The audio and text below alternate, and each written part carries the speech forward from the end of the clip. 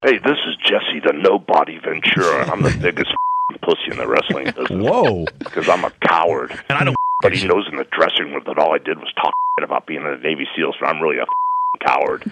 And I only went to Japan one time, and I couldn't take it because it was too rough on me. But, you know, I smoked a lot of pot in the governor's mansion, and then the next thing I knew, I was booted out of my ear, and I'm Jesse the Nobody Ventura, and even I was scared of Greg Gagne. What's up? I heard you're Jesse the No-Show Ventura, and I also heard back in the day, Jesse, you can confirm or deny that you and your wife used to go to Plato's Resort all the time. Yeah, I used to brag about going to Plato's Retreat, and I had a little half mini vest that my belly button used to hang on. I had some beads hanging on it.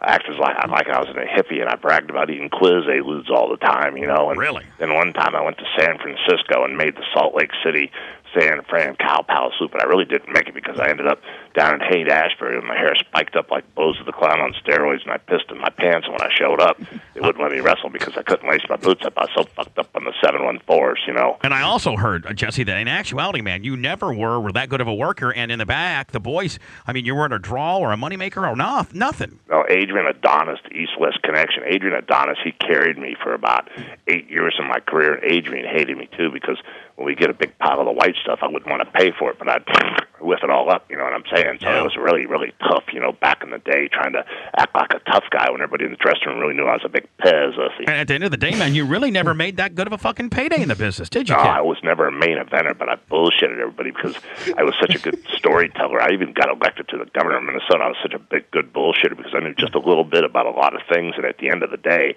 that was the only way I survived in the wrestling business because I wore a bunch of flamboyant stuff I copied and stole from superstar Billy Graham, and the only thing that kept me alive was I had a little flamboyancy. I could talk, but I really couldn't work, so, you know, I was scared of my own shadow, so everybody just kind of powder-puffed me through the whole business, but at the end of the day, I was scared to even tell my wife I wasn't a main eventer. Well, yeah, I actually heard, too, you're such a fucking turncoat asshole, Jesse, that when Hogan got his little scrape up there in Minneapolis, you actually motherfucked Terry on the backside. Oh, that was definitely my claim to fame because I've always been jealous of Hogan, you know what I'm saying? So when he got in that little brush with the law out there, and, you know, all that extortion type crap came out, and that sexual innuendo that really wasn't the real deal, if you know what I'm saying. I jumped on the air every single day and did the Hogan bashing. That's what kept me alive for so long on public radio up there because that's the only way I knew how to keep myself in the spotlight was to bash Hogan every day and hang on to his coattails. So Hogan gets a little scrape of the law up there, and the bottom line is you find your opportunity to cut your angle on public radio to keep your flame going, all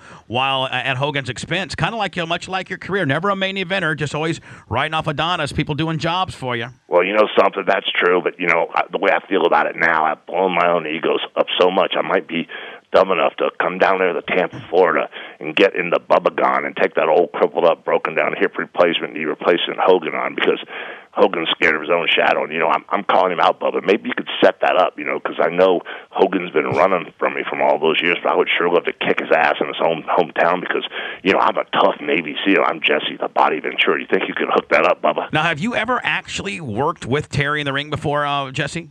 Oh, yeah, I actually got a chance to work in a handicap match with him where it was me and Adrian Adonis against Hogan when he was the man in Minnesota, and then I had a couple one-on-one weddings in the WWF, but Vince knew that the matches sucked because Hogan needed somebody really good to work with because he wasn't that great a worker himself, and I was worse than Hogan. So at the end of the day, I did work with Hogan one time, and, you know, I used to delay and take my time worse than Hogan did, and we were doing the test of strength one time, and he kicked me in the jaw, and he dislocated my jaw, and I whined, and I bitched, and I complained about that. I rode that shit out for a year so I would never have to get in the ring with Hogan again.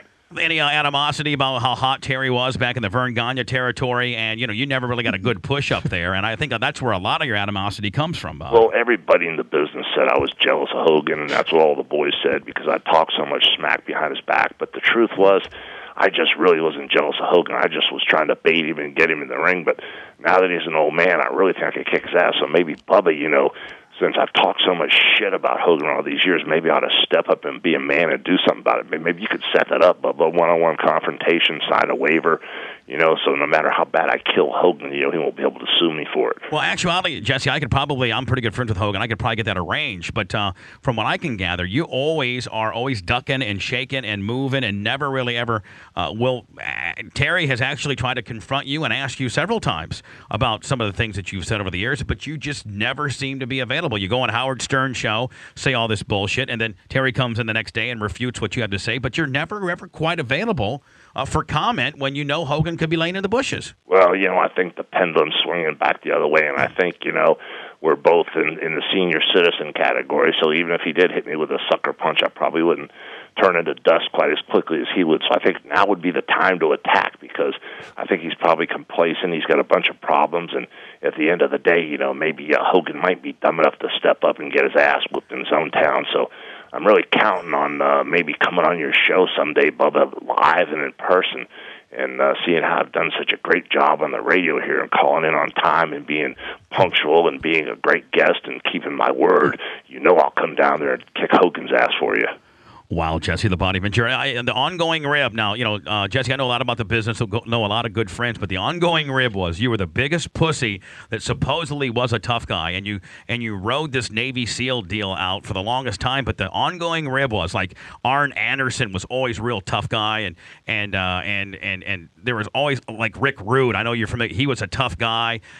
Jake the Snake Roberts was just shoot style. Those guys are men's men, but like you were the biggest. And don't get mad at me, Jesse, but you were the biggest fucking jabron powder puff going, and that's what do you got to say about as far as you having that reputation in the boys? Well, that was back in the day, and I really didn't want to have a confrontation, but the truth was, everybody knew I was such a kizunt that was really the only thing that kept me going. Is like reverse psychology.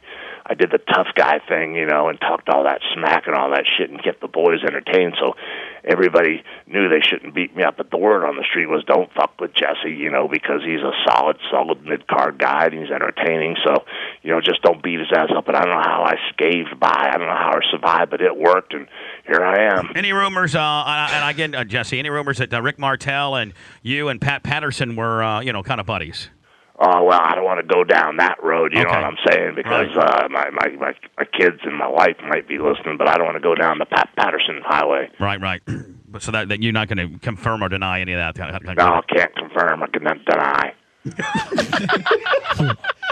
This has been a very enlightening interview, Jesse. I think the fake Jesse would be better than the real fucking Jesse, to be honest with you. Oh, he's a fucking pussy.